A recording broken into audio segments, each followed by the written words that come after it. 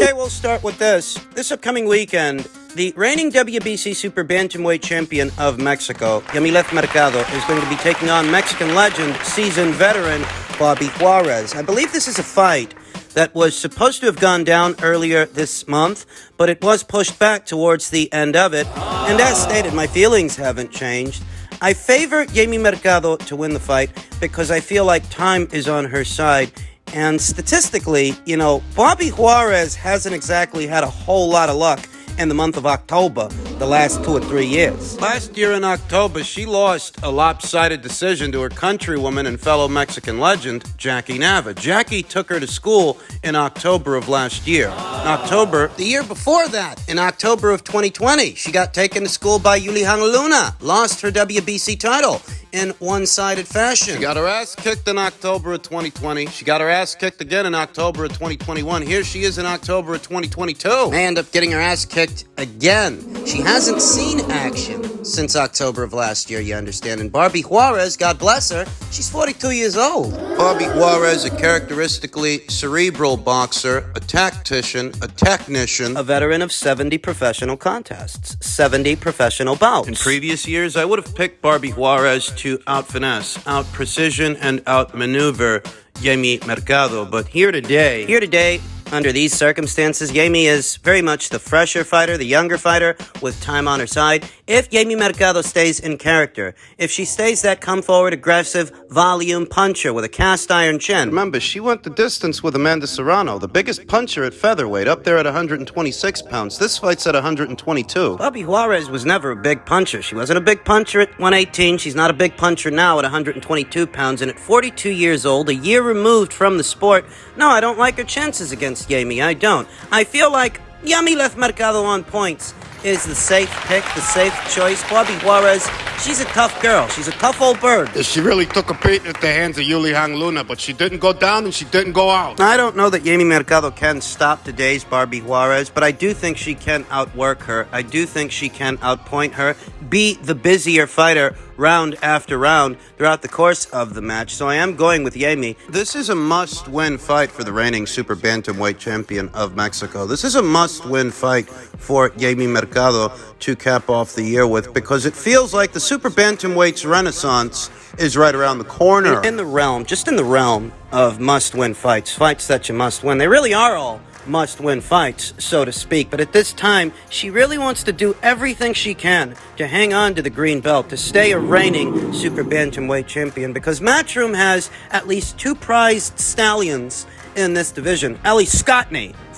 She's one of 2 prize stallions. 3 prize stallions that Matchroom has in that Super Bantamweight show. Ellie Scottney, she's going to be in action this weekend against Spain's own EBU champion, Mary Romero. We talked about that fight in my previous video. You have Matchroom's own Ellie Scottney, Matchroom's own Ramla Ali. Unbeaten Ramla Ali. You also have this division's reigning WBA champion of Venezuela, Mayerling Rivas. Very recently, New Zealand's own Shernika Johnson was in action in defense of her IBF title on the undercard of Haney versus Cambosos 2. She, like Yami Mercado, was taking on a seasoned veteran, a seasoned fighter, very experienced in Suzy Q. Ramadan. The prediction stuck, and Shernika Johnson went on points the way I said she would win on points. There's a lot of things happening at 122 pounds, really between 118 and 122 pounds, and it feels like the Super Bantamweight division's renaissance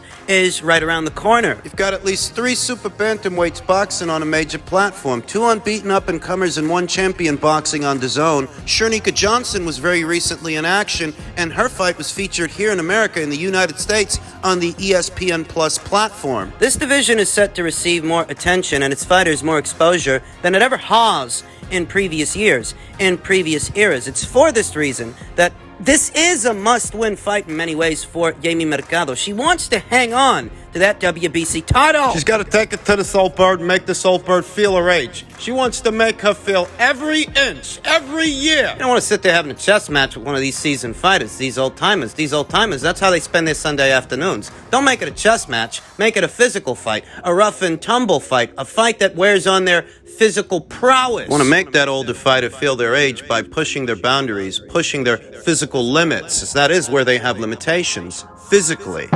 If Haymon Mercado makes it through this weekend, she may see herself unifying titles with one of the other three champions at this weight. France's own unbeaten Sigaline Lafarve holding the WBO title. Shernika Johnson, who I mentioned earlier, she's got the IBF. Shernika of New Zealand. And Venezuela's own reigning WBA champion, Mayerling Rivas. There are big fights, very big fights to make. It's a must-win fight for Haymon Mercado this weekend. If she can hang on to that green belt, big things are in store for her next year. Haymon Mercado on points is the pick, and let's see if young Haymon can prove me right. Let's see if she can deliver on a deadline. Men's super flyweight and flyweight news. In my previous video, we talked about Bam Rodriguez's descent to the flyweight division after having vacated the green belt, vacated the WBC title, per tweet from Dake Jonovan. Jesse Bam Rodriguez is officially in position to challenge for the WBO flyweight title, vacated this morning by Junto Nakatani, former champion Junto Nakatani, unbeaten, of Japan, who's set to be returning to action next month. Talks are to begin immediately between Rodriguez and Christian Gonzalez, ranked number 1 by way of the WBO. The winner will have the honor to be named mandatory challenger in first title defense. There are 3 current reigning champions in today's flyweight division. Ample challenges for Bam Rodriguez once he arrives at flyweight. You've got Delakian holding the WBA. Artem Delakian of the Ukraine. Julio Cesar Martinez of Mexico. Julio Cesar Martinez, who was supposed to be in talks to fight Sonny Edwards, but somehow, for some reason, the fight didn't materialize, and now Julio is supposed to be boxing McWilliams Arroyo on the undercard of Chocolatito versus Estrada 3. Julio's got the WBC and the United Kingdom's own Sonny Edwards.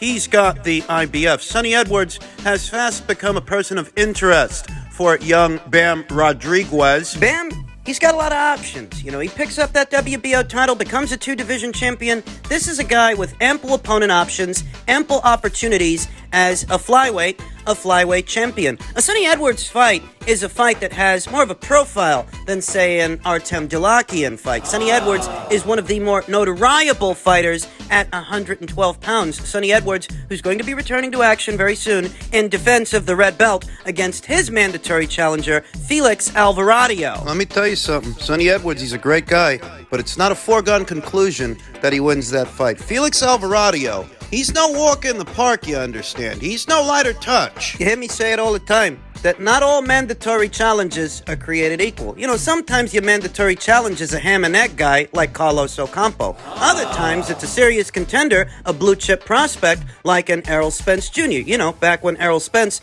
became Kell Brook's mandatory challenger. Not all mandatory challengers are created equal, and the mandatory challenger set before Sonny Edwards, he's a live one. This is a must-win fight for young Sonny Edwards. Previous segment, we talked about the women's super bantamweight division's renaissance and how it's on the way. There's a renaissance already ongoing between the flyweight division, the men's flyweight division, and the men's super flyweight division. It's a great time to be a flyweight or a super flyweight. Those divisions are getting more attention in the West in this era of boxing than they've ever gotten in previous eras of boxing. It's for this reason that it is imperative that Sonny Edwards makes it through Felix Alvarado and retains that red belt. Bam Rodriguez has got Sonny Edwards in his crosshairs. He keeps that red belt, we might have ourselves a unification match. Sonny Edwards, the pure boxer, the stick and move outside jabber, finesse fighting kind of fighter, cerebral kind of fighter. Bam Rodriguez integrates himself into today's flyweight division. Him and Sonny would have arguably the best feet. Best feet in the division, 2 of the more coordinated young unbeaten boxers, potentially unbeaten champions in today's 112-pound division, whereas a guy like Julio Cesar Martinez, the reigning WBC champion, he's more of a blunt force force object. With Julio, what you see is what you get. It's not much subtleties to that guy. Volume, punching power, and brute force. That's his calling card. He's not streamlined like Sonny. He's not streamlined like Bam Rodriguez. Speaking of Julio Cesar Martinez, he's going to be boxing on the undercard of Chocolatito versus Estrada 3 against his mandatory challenger, McWilliams Arroyo. This is a fight that's got delayed and rescheduled at least 3 times. At least 3 times now. For a little while, there were talks about a Martinez versus Edwards unification match. Then all of that fell apart. Then they rescheduled the Arroyo fight, but Arroyo briefly retired. That news broke just a few days ago. McWilliams Arroyo seemed to have been calling it a career. Then he doubled back,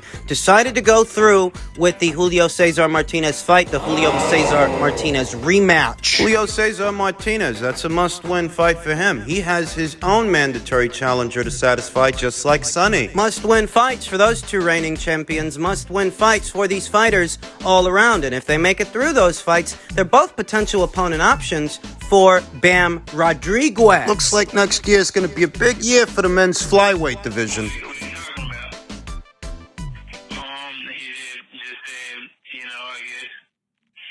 Crawford don't really understand what's going on. He asked a question, and I guess he don't really trust his attorney, so he want to talk to Al personally and ask questions about what's going on and this and that.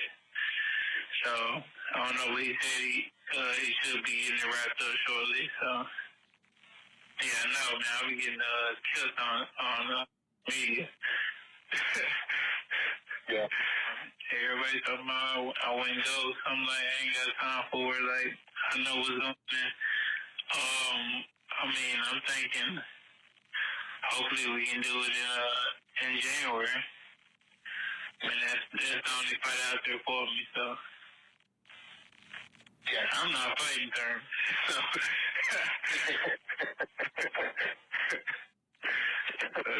That's out the window. Yeah. I already told Al that. I said, nah, that's fast me. I'm not fighting him. There's not the fight I want. I mean, that's the most money. That's the legacy fight. You know, that's it right there.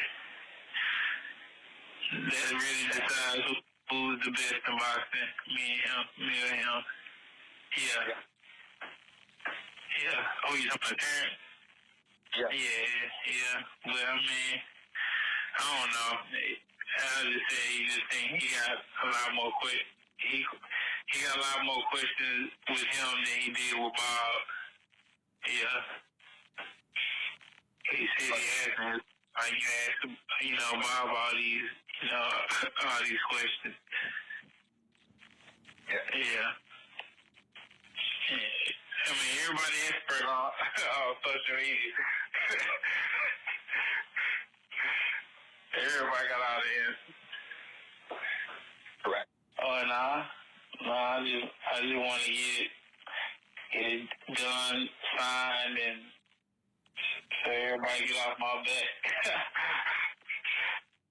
I got the shit to get off my chest too, so.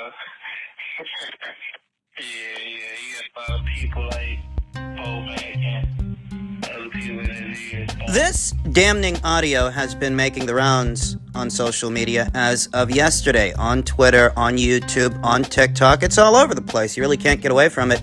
And it's because it sounds like a conversation between Errol Spence Jr. and Showtime executive Stefan Espinoza detailing what's going on with the Crawford situation. That Crawford, he wants to talk to Al personally. He's got a lot of questions. He's got more questions for Al than he did with Bob, rightfully so. Bob's not in the picture anymore. He doesn't have Bob Arum and Top Rank negotiating this fight or trying to on his behalf. He's taking a more hands-on approach. He's essentially negotiating with these people directly. So naturally, he would have more questions for Al, more questions himself, than he would with Bob. Bob, he wouldn't have to ask very many questions because it would be Bob negotiating the fight. You heard Errol Spence Jr. say that he's not going to fight Keith Thurman. That's out the window. At a time where we're hearing rumors and rumblings of the WBC potentially ordering a Keith Thurman versus Errol Spence Jr. fight. That shouldn't even be the rotation. That shouldn't be the rotation of mandatories. If anything, he owes the IBF a mandatory. He hasn't satisfied a mandatory for them in a very long time. What was it, 4 years? Seems that clandestinely, there's an effort. Wheels are in motion behind the scenes to make an Errol Spence Jr. versus Keith Thurman fight happen in place of a Crawford fight. And I don't know why, because Keith Thurman is not the same fighter that he used to be. His profile, his stock. He just racked up a lukewarm decision win over Mario Barrios. That's the same Mario Barrios that Gervonta Davis knocked out at 140. Keith Thurman couldn't knock him out at 147. It sounds like what Al Haymon wants is to make a Thurman versus Spence fight, in-house fight, whereas Errol Spence Jr. himself, he's opposed to it. He's averse to giving Keith Thurman that opportunity. But the WBC may be on the eve of ordering such a fight. Errol himself can be heard saying that he means to face Terence Crawford in January. Wait, Isn't that going to be a problem if Terence Crawford is fighting David Evanesian in December? is he going to fight David Evanesian in December on the Black Prime platform? That's been making a lot of headlines. Is he going to fight that guy in December? Because a trip over to BoxRec reveals that the fight with David Evanesian, it's not on schedule. It's not registered yet. These sound bites are being interpreted as damning audio evidence that the Errol Spence Jr. and PBC guys, they are in fact negotiating in bad faith. Terence Crawford wants to talk to Al personally because he's being deliberately kept in the dark, and he wants to know what's going on. That what Al really wants, more than a Crawford fight, what he actually wants is a Keith Thurman fight. Wait a minute, who would have had access to this conversation? A conversation between Errol Spence Jr. and Stephen Espinoza. Who recorded this? Who recorded this, and why did they release it? Why did they leak it?